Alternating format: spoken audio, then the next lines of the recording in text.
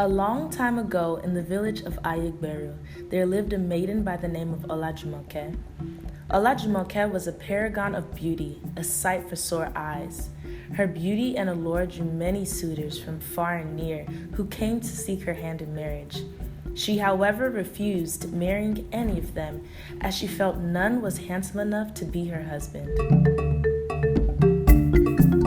One day, Olajumoke went to her stall in the market square to sell her wares. While there, a very fair-looking young man entered the market and started buying things.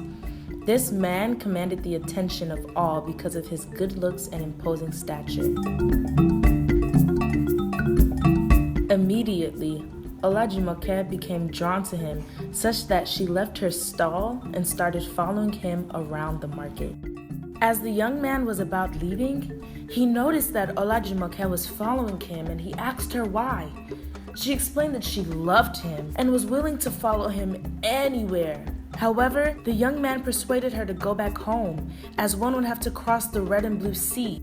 But all of these warnings fell on Olajumoke's deaf ears. Afterwards, they got to a thick forest where the man had borrowed his 2 legs and hands in order to procure things in the human market.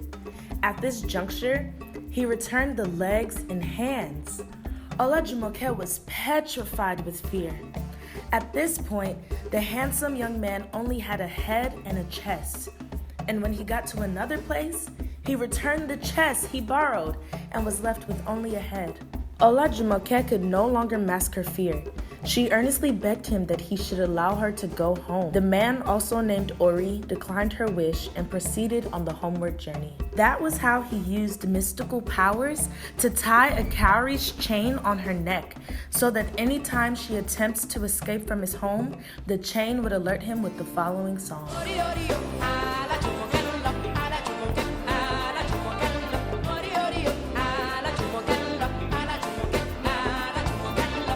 Back home in Olajumoke's village, a manhunt was sent to all the surrounding villages in search of the village belle Jumoke.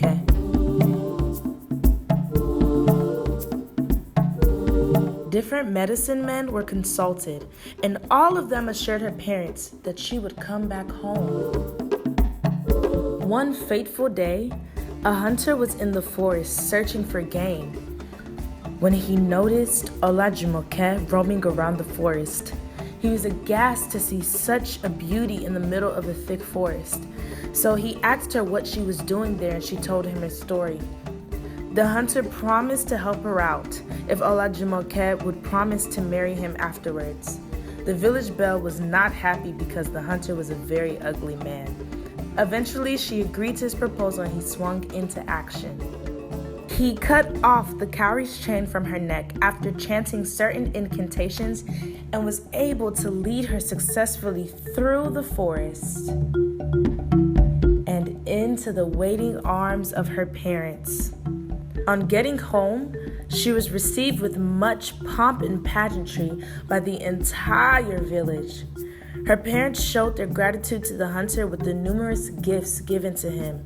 However, they were stunned when their daughter expressed the intention of marrying the hunter.